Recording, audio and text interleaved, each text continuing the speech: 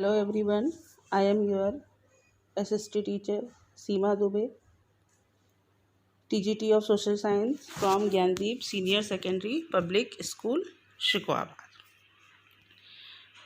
Today I am explaining you chapter 2 of Economics, People as Resource. इस chapter में हम people as resource में population को resource के रूप में कैसे कन्वर्ट किया जाता है, पॉपुलेशन या पीपल रिसोर्स कैसे कहलाते हैं, उसके बारे में पढ़ेंगे। The chapter people as resource is an effort to explain population as an asset. ये जो चैप्टर है जिसका नाम है पीपल एज रिसोर्स, इसमें हम पॉपुलेशन को, पीपल मीन्स पॉपुलेशन का पार्ट, इज़ एन एसेट। ये जो पॉपुलेशन है ये किस प्रकार से किसी भी कंट्री की इकोनॉमी के लिए, किसी भी कंट्री की अर्थव्यवस्था के लिए लायबिलिटी हो सकती है और एसेट भी हो सकती है। एसेट माने उसको आगे बढ़ाने का जरिया, एक संसाधन के रूप में एक्ट कर सकती है। लायबिलिटी मीन्स कमी। एसेट का मीनिंग होता है अ यूज़फुल और वैल्यूएबल पर्सन। कोई भी व्यक्ति, कोई भी वस्तु या कोई भी ऐसी क्वालिटी जिसके कारण किसी का इम्पोर्टेंस, किसी का महत्व बढ़ जाता। जैसे कि कोई व्यक्ति है, काऊ है, ऑक्स है, buffalo, tractor, land, machines etcetera. तो ये क्या है? ये एसेट है। इनसे काम आसान हो जाता है, प्रोडक्शन एक्टिविटी बढ़ जाती है। और liability means a state of being responsible for something. किसी दूसरे के लिए रिस्पॉन्सिबिलिटी रहना, किसी दूसरे के ऊपर बर्डन रहना, इसको कहते हैं liability. Population becomes human capital when there is investment made in the form of education, training and medical care. Population human capital तब बन जाता है जब उसमें इन्वेस्टमेंट किया जाता है एजुकेशन, ट्रेनिंग और स्किल्ड करके, या फिर और उसके साथ साथ मेडिकल केयर देके। In fact, human capital is a stock of skill and productive knowledge embodied in them. और अगर हम ह्यूमन कैपिटल की बात करें कि फिर ये पॉपुलेशन है जिसको हम ह्यूमन कैपिटल कह रहे हैं, जिसमें हम एजुकेशन और ट्रेनिंग और मेडिकल केयर से उसको हमने ह्यूमन कैपिटल में कन्वर्ट किया। तो ये ह्यूमन कैपिटल ही जो है स्टॉक होता है, ह्यूमन कैपिटल के अंदर स्टॉक होता है स्किल एंड प्रोडक्टिव नॉलेज का। तो people as a resource is a way of referring to a country's working people in terms of their existing productive skills and ability. Resource के रूप में जो लोग हैं उनको हम बताते हैं कि ये अपने प्रोडक्टिव स्किल और एबिलिटीज़ के द्वारा काम करते हैं। Working people in terms of their existing productive skills and ability, जो अपने प्रोडक्शन स्किल और अपनी एबिलिटीज़ के द्वारा काम करते हैं, किसी भी कंट्री में काम करते हैं। Looking at the population from this aspect, और उत्पादन की प्रोडक्टिव आस्पेक्ट की दृष्टि से, या उनको हम प्रोडक्शन आस्पेक्ट के नज़रिए से अगर देखेंगे तो जनसंख्या, ये जो पॉपुलेशन है इसको देखते हुए हम किन बातों पर ध्यान देंगे? हमारा ध्यान जाएगा उस पॉपुलेशन की, उस पीपल एज रिसोर्स की क्या एबिलिटी है, जो ग्रॉस नेशनल प्रोडक्ट है उसमें उनका क्या कंट्रीब्यूशन है, तो वो हमें दिखाई देता। Like other resources, population also is a resource. जैसे और दूसरे रिसोर्स हैं उनके ही समान पॉपुलेशन, ये ह्यूमन रिसोर्स, ये भी एक रिसोर्स है। This is the positive side of a large population. और ये जो पॉजिटिव साइड है किसी देश की बड़ी पॉपुलेशन के लिए, जैसे इंडिया में लार्ज पॉपुलेशन है, बहुत ज़्यादा पॉपुलेशन है, तो उसको उस वक्त that is often overlooked when we look only at negative side, उसको उस वक्त अनदेखा कर दिया जाता है, ओवरलुक्ड कर दिया जाता है, इग्नोर कर दिया जाता है, जब उसी पॉपुलेशन का नेगेटिव साइड, जिसे में फूड, एजुकेशन और हेल्थ केयर फैसिलिटीज़ की पब्लिक तक एक्सेस उन तक पहुंच नहीं होती है, तब ही इस पॉजिटिव साइड को, जो उनकी प्रोडक्शन एक्टिविटी है, स्किल है, एजुकेशन है, इन सब चीज़ों को इग्नोर कर दिया जाता है. When the existing human resource is further developed by becoming more educated and healthy, और जो ये ह्यूमन रिसोर्स है इसको जब और मोर एजुकेशन के द्वारा और अच्छी बेटर हेल्थ फैसिलिटीज़ के द्वारा डेवलप किया जाता है, तब हम इसे ह्यूमन कैपिटल फॉर्मेशन कहते हैं. तब हम इसे कहते हैं मानव पूंजी निर्माण, ह्यूमन कैपिटल फॉर्मेशन.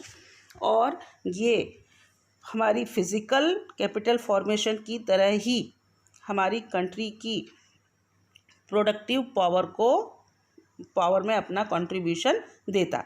मीन्स एक बार इसमें हमने इन्वेस्टमेंट कर दिया तो हमें बार बार इन्वेस्टमेंट करने की ज़रूरत नहीं होती. Investment in human capital through education, training, medical care yields a return just like investment in physical capital. तो जो ये ह्यूमन कैपिटल में जो इन्वेस्टमेंट है और ये जो इन्वेस्टमेंट है ये ह्यूमन में किसके द्वारा किया जाता है? एजुकेशन, ट्रेनिंग, मेडिकल केयर के द्वारा. उनको अच्छी एजुकेशन, स्किल्ड बनाकर, ट्रेनिंग देकर, ट्रेंड कर कर और अच्छी मेडिकल केयर देकर, जिससे उनका स्वास्थ्य सही रहे और वो अपने काम में 100% दे सके. तो इसका भी रिटर्न हमें फिज़िकल कैपिटल की तरह मिलता है. जैसे फिज़िकल कैपिटल को हम एक बार बना लेते हैं, ख़रीद लेते हैं, तो उसके लिए हमें बार बार फिर इन्वेस्टमेंट करने की ज़रूरत नहीं पड़ती. इसी प्रकार से ह्यूमन कैपिटल फॉर्मेशन जब एक बार कर लिया जाता है तो उसको फिर बार बार नहीं करना पड़ता. This can be seen directly in the form of higher incomes earn. और इसको हम तब अच्छे से देखते हैं जब डायरेक्टली, ये हमें डायरेक्टली तब दिखाई देता है हायर इनकम के रूप में, कि जब वो पढ़े लिखे, एजुकेटेड, ट्रेनिंग और जो अच्छी जिनकी मेडिकल केयर हुई है वो लोग जब अपना प्रोडक्शन को हायर प्रोडक्टिविटी देते हैं मोर एजुकेशन और ट्रेंड पर्सन के रूप में, तो उसी को हम as well as higher productivity of healthier people, तो हम उसी को कहते हैं कि ये जो है अच्छे शिक्षित प्रशिक्षित लोगों की प्रोडक्टिविटी है और उसके कारण कंट्री की डेवलपमेंट को हम डायरेक्टली देख सकते हैं. India's Green Revolution is a dramatic example of how the input of greater knowledge in the form of improved production technologies can rapidly increase the productivity of scarce land resource. India's IT revolution is a striking instance of how the importance of human capital has come to acquire a higher position than that of material, plant and machinery. Bharat में जो ये green revolution हुआ था, ये इसका एक अच्छा example है कि किस प्रकार से अच्छे नॉलेज के द्वारा जो भी इम्प्रूव्ड प्रोडक्शन टेक्नोलॉजी को के द्वारा जो प्रोडक्शन था, स्कार्स लैंड, जो लिमिटेड लैंड पर, ज़मीन पर, किस प्रकार से मॉडर्न टेक्नोलॉजी मेथड्स के द्वारा प्रोडक्शन को बढ़ाया गया. और इसी प्रकार से इंडिया में आईटी रिवॉल्यूशन, इंफॉर्मेशन टेक्नोलॉजी का जो रिवॉल्यूशन हुआ, उसने भी इम्पोर्टेंस बताया इस ह्यूमन कैपिटल का, कि किस प्रकार से ये ह्यूमन कैपिटल इसने अपनी एक पोजीशन, अपने लिए एक स्थान बनाया है कि higher position than that of material, plant and machinery. तो ये जो मटेरियल, जो ये फिज़िकल मशीनरी है और बाकी और सब चीज़ें, उनके कंपैरिजन में ये जो ह्यूमन कैपिटल फॉर्मेशन है आईटी के थ्रू, यहाँ पे क्या है, इन्वेस्टमेंट किया गया एजुकेशन के द्वारा, स्किल के द्वारा, और उसका रिज़ल्ट इंफॉर्मेशन टेक्नोलॉजी के रूप में हमें दिखाई देता है. तो एक बार इन्वेस्टमेंट हो गया है और उस इन्वेस्टमेंट को बार बार करने की ज़रूरत नहीं है, लेकिन उससे जो आउटपुट आते हैं वो बहुत अच्छे आते हैं. Population need not to be a burden for the economy. किसी भी कंट्री की पॉपुलेशन को उसके लिए बर्डन बनने की ज़रूरत नहीं होती. It can be turn into a productive asset by investment in human capital. तो ये जो निगेटिव साइड हमने देखा, जिसमें लोगों को फूड की, एजुकेशन की, हेल्थ एसेस की प्रॉब्लम्स रहती है, तो वो लायबिलिटी बन जाती है. तो इस बर्डन को, इस लायबिलिटी को हमें इकोनॉमी पर नहीं पड़ने देना चाहिए. इसको हम टर्न कर सकते हैं प्रोडक्टिव एसेट के रूप में by investment in human capital, इन लोगों पर इन्वेस्टमेंट करके।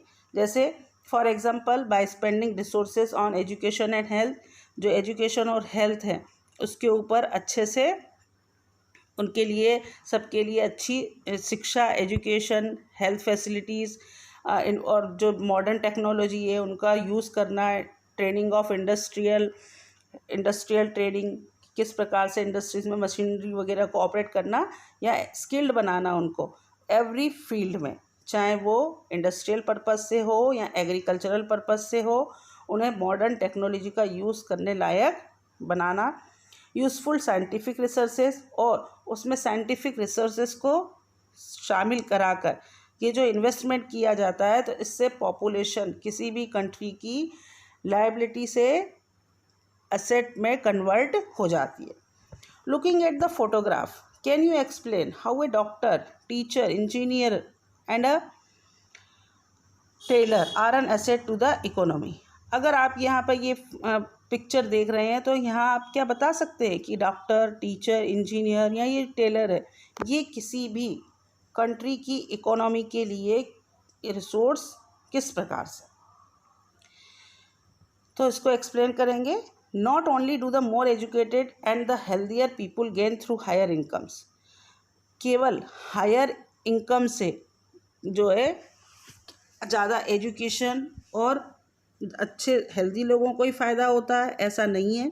हायर इनकम से सोसाइटी को भी इनडायरेक्टली बहुत सारे फ़ायदे होते हैं, क्योंकि ये जो ज़्यादा एजुकेटेड और अच्छे हेल्दियर पीपुल है उन लोगों का रहन सहन का, उन लोगों को देख का लाभ भी जो बर्डन ऑफ जो लाइबल पीपुल हैं उन तक या सोसाइटीज़ तक पहुंचता, उनको देखकर उन्हें भी लगता है कि हाँ हम कुछ अच्छा करें। डॉक्टर पढ़ गया, डॉक्टर बन गए, तो डॉक्टर का काम क्या है कि जो सिक पीपुल हैं, जो बीमार लोग हैं, उनकी केयर करें। In fact, human capital is one way superior to other resources like land and the physical capital। तो एक प्रकार से देखें तो ये जो ह्यूमन रिसोर्स है ये बाकी के और जितने भी रिसोर्सेस हैं, लैंड रिसोर्स या आपका फिजिकल कैपिटल रिसोर्स, इन सब में सुपीरियर है।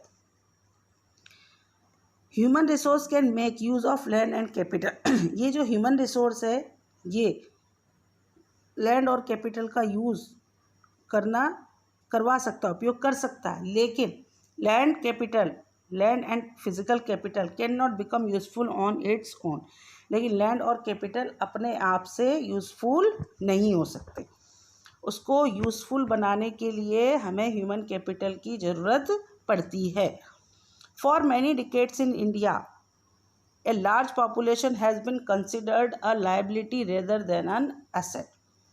कई दशकों तक भारत में जो हमारी कंट्री है उसमें विशाल ये जो लार्ज पॉपुलेशन है इसको एसेट की जगह पर हम जो है बर्डन मानते रहे हैं, लायबिलिटी मानते रहे हैं, क्योंकि बहुत कम लोग एजुकेटेड होते थे, हेल्थ केयर फैसिलिटीज़ भी नहीं अवेलेबल होती थी, और जो लेबर होती थी वो भी अनस्किल्ड टाइप की होती थी। तो but a large population need to be a burden for the economy, it can be turn into productive asset by investment in human capital.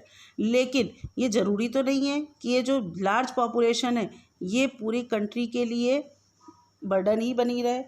इस लार्ज पॉपुलेशन को ह्यूमन कैपिटल फॉर्मेशन के द्वारा एक अच्छे एसेट में, एक रिसोर्स में convert किया जा सकता है। जैसे एग्जांपल के तौर पर, for example by spending resources on education, की जो रिसोर्सेज हैं वो एजुकेशन पर, हेल्थ फॉर ऑल, इन सभी लोगों को अच्छी से अच्छी एजुकेशन मिले, अच्छी से अच्छी हेल्थ केयर फैसिलिटीज़ मिले, स्किल उनको ट्रेन किया जाए for industrial and agricultural workers के रूप में, और उन्हें मॉडर्न टेक्नोलॉजी का यूज़ करना सिखाया जाए। साथ साथ में उन्हें साइंटिफिक रिसर्चेस की तरफ भी के साथ भी जोड़ा जाए। The two following cases illustrate how people can try to become a more productive resources. यहाँ पर दो एग्जाम्पल से हम देखेंगे कि किस प्रकार से कि लोग ज़्यादा प्रोडक्टिव रिसोर्स के रूप में प्रोडक्टिव रिसोर्स बनने का काम बनने का प्रयास करते हैं। तो यहाँ हम पहले 2 स्टोरी पढ़ेंगे, एक है स्टोरी ऑफ सकल और दूसरी है स्टोरी ऑफ विलास। तो पहले पढ़ते हैं story of Sakal. There were 2 friends Vilas and Sakal living in the same village Semapur. Semapur गांव में 2 फ्रेंड्स रहते हैं जिनका नाम विलास और सकल। सकल was a 12 year old boy. सकल की उम्र 12 साल है। उसकी मदर शीला घर के काम करती है। उसके फादर बूटा चौधरी एग्रीकल्चरल फील्ड में वर्क करते हैं। सकल अपनी माँ को घर के कामकाज में मदद करता है। साथ साथ में वो अपने छोटे भाई जीतू और छोटी बहन सीटू उनकी भी देख रेख करता है, उनको पढ़ाई कराना, उनकी हेल्प करना। His uncle Shyam had pass the matriculation examination. उसके अंकल श्याम ने मेट्रिकुलेशन एग्ज़ाम पास कर रखा है और वो अब बेकार बैठा है, उसके पास में कोई जॉब नहीं है। Buta and Sheila were eager to teach Sakal. Buta और शीला शुरू से ही सकल को पढ़ाने के लिए इंटरेस्टेड रहे। वो उनकी बहुत इच्छा थी कि सकल पढ़े। They forced him to join the village school which he soon join. उन्होंने उसको गांव के स्कूल में पढ़ने के लिए जोर दिया कि इसको स्कूल में प्रवेश करा दें, उसका एडमिशन करा दें, जिसमें सकल ने एडमिशन ले लिया और पढ़ना शुरू किया।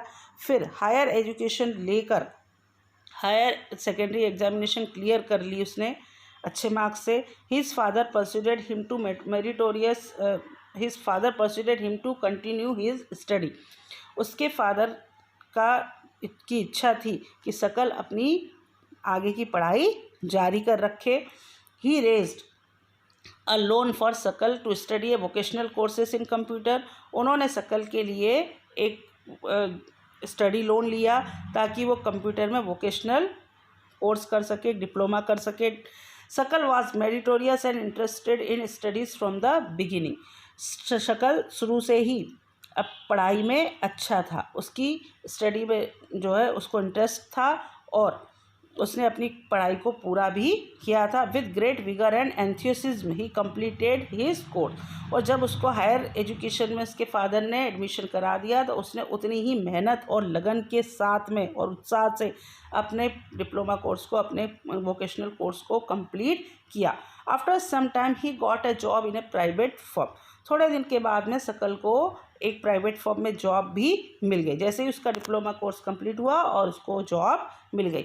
ही even designed a new kind of software. और उसने जॉब करते हुए एक नए प्रकार का, एक नए न्यू काइंड का सॉफ्टवेयर डेवलप किया। और ये जो सॉफ्टवेयर था, this software helped him increase the sale of the firm. इस सॉफ्टवेयर ने उनकी जो फर्म थी उसकी जो इनकम थी, उसकी जो सेल थी वो बढ़ा दी थी। उस कंपनी की जो सेल थी, मीन्स ये सॉफ्टवेयर की डिमांड मार्केट में बहुत ज़्यादा होने लगी और इससे कंपनी को फ़ायदा भी हुआ। His boss acknowledge his service and rewarded him with a promotion.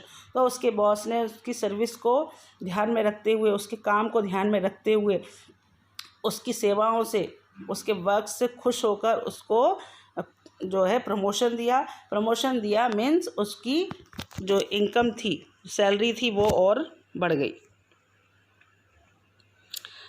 अब है story of Vilas. Vilas was an 11-year-old boy residing in the same village as सकल। विलास 11 साल का लड़का है और वो भी सकल के ही गांव में रहता है। विलास के जो फादर है महेश, वो फिशरमैन थे। हिज फादर, वो उनकी डेथ होने के बाद में जब वो 10 साल का था विलास, तभी उनकी डेथ हो गई। His mother Gita sold fish to earn money to feed the family. Gita उसकी माँ का नाम है और जो फ़िश, वो भी फ़िश पकड़ती है, मछली पकड़ने का काम करती है ताकि अपने परिवार का भरण पोषण कर सकें। She bought fish from the land owners pond and sell it in the nearby mandi. वो गांव के ही एक व्यक्ति जिसका पॉन्ड है, तालाब है, वहाँ से मछलियाँ पकड़ती हैं और उसको पास के फ़िश मार्केट में बेचने का काम करती हैं। She could earn only ₹150 a day by selling fish. और उसको मुश्किल से 150 रुपये एक दिन का मिलता है मछलियाँ बेच के, और उसमें से कुछ हिस्सा इन्हें उस लैंड ओनर, जो पॉन्ड का लैंड ओनर है, उसको भी देना पड़ता है। Vilas become a patient of arthritis. Vilas को गठिया नाम की बीमारी है, जिसमें न्यूट्रिशन ना मिलने के कारण जो बोन्स में प्रॉब्लम हो जाती है, इस टाइप की एक बीमारी है विलास को। His mother could not afford to take him to doctor, उसकी माँ उसको डॉक्टर के पास नहीं ले जा सकती, मीन्स ये खर्चा वो नहीं उठा सकती। He could not go to school either, ना ही विलास कभी स्कूल गया। He was not interested in studies, साथ ही उसको कोई इंटरेस्ट भी नहीं है स्टडीज़ में। He helped his mother in cooking and also looked after his younger brother Mohan, और वो अपनी मदर को कुकिंग में हेल्प करता है, साथ में अपने भाई को, छोटे भाई की भी देखरेख करता है। After some time his mother fell sick and there was no one to look after her, उसकी मदर कुछ दिनों के बाद में उसकी मदर बीमार पड़ गई, तो उनके परिवार को देखने वाला कोई नहीं था, कोई उनको सपोर्ट करने वाला नहीं था। तो Vilas too was forced to sell fish in the same village, Vilas को अब उसी प्रकार जिस प्रकार से उसकी माँ मछली पकड़ के पूरे दिन मछली पकड़ती और फिर उसको मार्केट में बेचती, उसी प्रकार से अब विलास को भी फ़िश को मार्केट में सेल करना पड़ता था, और वो भी अपनी माँ की तरह मिनिमम इनकम को ही अर्न कर पाता। Let us discuss, do you notice any difference between the two friends, what are those. तो यहाँ पर हम डिस्कस करेंगे कि ये जो दो दोस्त हैं शकल और विलास, तो इनके बीच में क्या डिफरेंस है, क्या क्या डिफरेंसेस हमने देखे। In the two case studies we saw Shakal went to school and Vilas did not go. ये जो हमने दो केस स्टडीज़ किए, इनमें हमने देखा कि शकल तो स्कूल जाता है लेकिन विलास नहीं जाता। शकल फिजिकली स्ट्रांग है और हेल्दी है, और उसको कभी डॉक्टर की ज़रूरत भी नहीं पड़ती, बहुत कभी मतलब रेयर केसेस में वो डॉक्टर के पास में जाता है। Vilas was a patient of arthritis, और जबकि विलास को एक गंभीर बीमारी है अर्थराइटिस की, जिसमें उसके जॉइंट्स वगैरह में बहुत दर्द होता है। He lack the means to visit the doctor, लेकिन फिर भी उसके पास में डॉक्टर के जाने के जो मीन्स हैं, जो साधन है, वो नहीं है। मीन्स उसके पास में मनी नहीं है कि वो डॉक्टर को विजिट कर सके, और थोड़ा नॉलेज भी नहीं है। शकल acquire degree in computer programming, शकल ने कंप्यूटर प्रोग्रामिंग में डिग्री हासिल कर ली।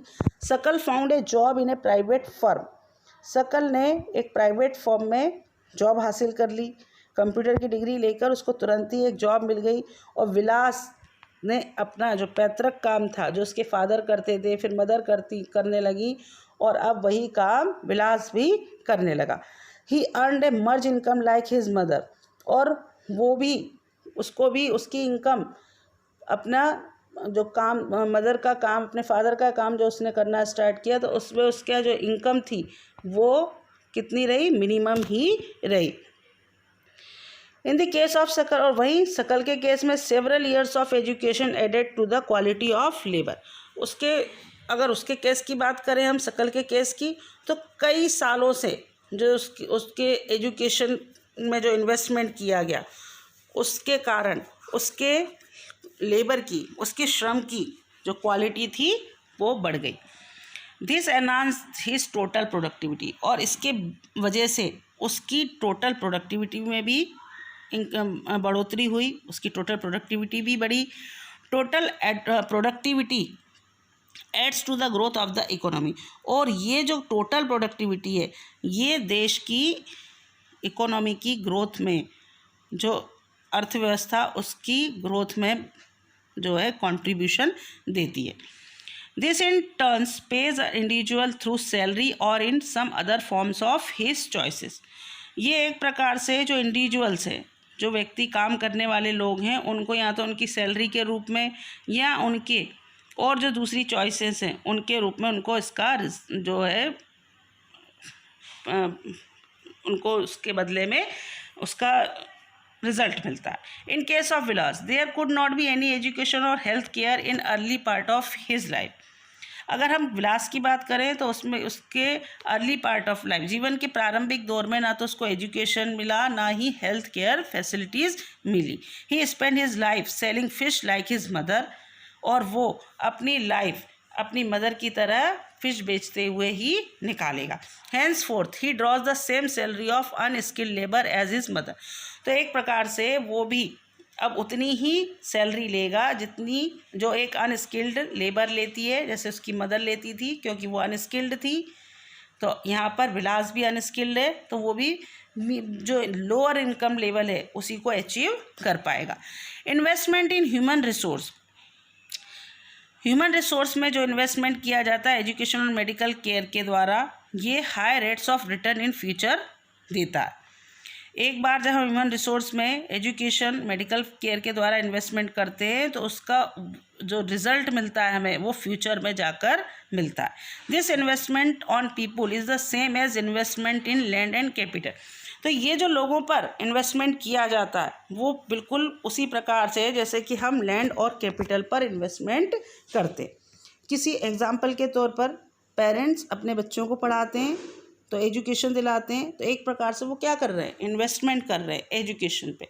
इस बच्चों को अच्छी जो है हेल्थ केयर फैसिलिटीज़ देते हैं, उनके खाने पीने का ध्यान रखते हैं, उनके हेल्थ इश्यूज़ का ध्यान रखते हैं, एजुकेशन से रिलेटेड हर जो अच्छे से अच्छी फैसिलिटीज़ प्रोवाइड करते। तो एक प्रकार से वो क्या करते हैं, अपने बच्चों की फ्यूचर को सिक्योर करने का काम करते हैं via investment through education and health facilities. और इसी के ये उसी प्रकार से जैसे कि हमने एक बार ज़मीन खरीद ली तो हमें बार बार ज़मीन खरीदने की ज़रूरत नहीं है। हमने एक बार फिज़िकल कैपिटल खरीद लिया, जैसे मशीनरी खरीद ली या जो ट्रैक्टर खरीद लिया, तो हमें बार बार खरीदने की ज़रूरत नहीं पड़ेगी। एक बार इन्वेस्टमेंट कर दिया तो उसका हमें फ्यूचर में अच्छा रिटर्न मिलता रहता।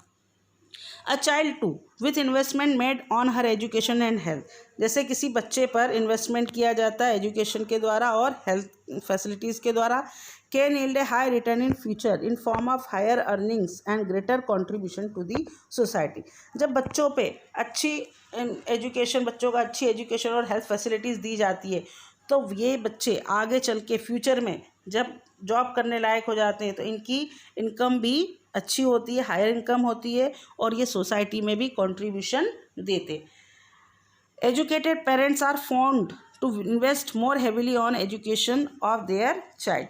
एजुकेटेड जो पेरेंट्स होते हैं वो अपने बच्चों को वो एजुकेशन का इम्पोर्टेंस जानते हैं, इसलिए वो अपने बच्चों की एजुकेशन पर और ज़्यादा इन्वेस्ट करते हैं।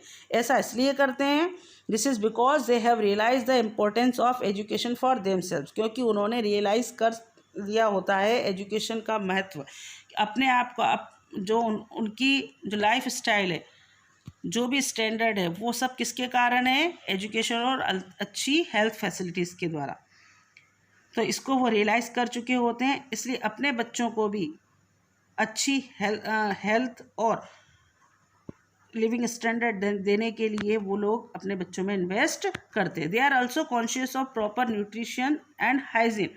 ये जो पढ़े लिखे एजुकेटेड पेरेंट्स होते हैं ये अपने बच्चों के प्रॉपर न्यूट्रिशन, उनके अच्छे स्वास्थ्य के लिए, अच्छे खाने पीने के लिए और हाइजीन को लेकर कॉन्शियस होते हैं, जागरूक होते हैं। They accordingly look after their children's need for education at school and good health, और उसके अकॉर्डिंगली वो अपने बच्चों की जो ज़रूरतें होती हैं स्कूल से रिलेटेड, उनकी अच्छी एजुकेशन के लिए, अच्छे स्वास्थ्य के लिए, अच्छे हेल्थ के लिए जितनी भी ज़रूरतें होती हैं वो उनको पूरा करते हैं। तो यहाँ पर एक विट्रस साइकिल, एक ऐसा चक्र जो बिल्कुल सही डायरेक्शन में चल रहा है, तो वो एक विट्रस साइकिल इस क्रिएट होती है। और ये जो साइकिल है ये क्रिएट की जाती है एजुकेटेड पेरेंट्स के द्वारा, जो अपने बच्चों में इन्वेस्टमेंट करते हैं उनके हायर एजुकेशन के लिए, उनके बेटर लाइफ के लिए। और इसी के अपोजिट, इन कंट्रास्ट, ए विस्कस cycle may be created by disadvantaged parent. इसके विपरीत एक दुष्चक्र, मतलब एक जो साइकिल है जिसमें कहीं ना कहीं रुकावटें, बहुत सारी बाधाएं हैं, बहुत सारी परेशानियां हैं, वो उस टाइप के पेरेंट्स कर लेते, डिसएडवांटेजेस पेरेंट जिन्होंने कभी एजुकेशन नहीं लिया, जो अनएजुकेटेड हैं, जिन्हें हाइजीन का, न्यूट्रिशियस फूड का कोई भी इम्पोर्टेंस नहीं है, तो उनके बच्चे भी उसी तरीके से सुविधाओं से वंचित रह जाते हैं, डिसएडवांटेज स्टेट में रहते हैं। Countries like Japan have invested in human resource. Countries like Japan, जो जापान जैसी जो कंट्रीज़ हैं ये लोगों में ह्यूमन रिसोर्स पर ज़्यादा इन्वेस्ट करती। They did not have any natural resource, इनके पास में कोई प्राकृतिक रिसोर्स, नेचुरल रिसोर्स नहीं है। This countries are developed rich, लेकिन फिर भी ये देश नेचुरल रिसोर्सेज नहीं है, उसके बावजूद ये कंट्री जापान डेवलप्ड और रिच है। They import the natural resource needed in their country, वो अपनी कंट्री के लिए जो नेचुरल जो नहीं है उनके यहाँ पर, उनको इम्पोर्ट कराती हैं, मंगा सकती हैं। क्यों? क्योंकि उनके पास में पैसा है, रिच है वो।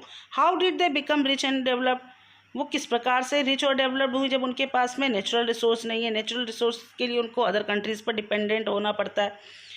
They have invested on people, तो इसका आंसर है क्योंकि जापान ने अपने यहाँ के लोगों पर इन्वेस्टमेंट किया। Investment through education and health, उन्होंने अपनी कंट्री की पॉपुलेशन को एजुकेशन और हेल्थ के द्वारा जो है उसमें इन्वेस्ट करके उसको स्किल्ड बनाया है, अच्छा बनाया है। These people have made efficient use of other resources, अब ये एजुकेटेड है, स्किल्ड है, तो इनको अच्छे से पता है कि जो अलग अदर रिसोर्सेज हैं, लैंड और कैपिटल है, इनको किस प्रकार से इनका एफिशिएंट, इनका प्रॉपर यूज़ किस प्रकार से किया जा सकता है। Efficiency and technology evolve by people have made this countries rich developed, तो जो इनकी जो कुशलता है और जो टेक्नोलॉजी के द्वारा जो इनकी एफिशिएंसी है और जो टेक्नोलॉजी इन्होंने इवॉल्व की है, जो विकसित की है, डेवलप की है, तो उसके द्वारा ये कंट्री जापान अपने कंट्री को डेवलप्ड और रिच बना लिया है। ठीक है, तो जापान इसलिए रिच है और डेवलप्ड है क्योंकि उसके पास में जो है ह्यूमन रिसोर्स कैपिटल बहुत ज़्यादा है। जापान ने अपने पीपल में इन्वेस्टमेंट कर रखा है थ्रू एजुकेशन एंड हेल्थ, और इसीलिए जापान रिच और डेवलप्ड है। अब economic activities by man and women.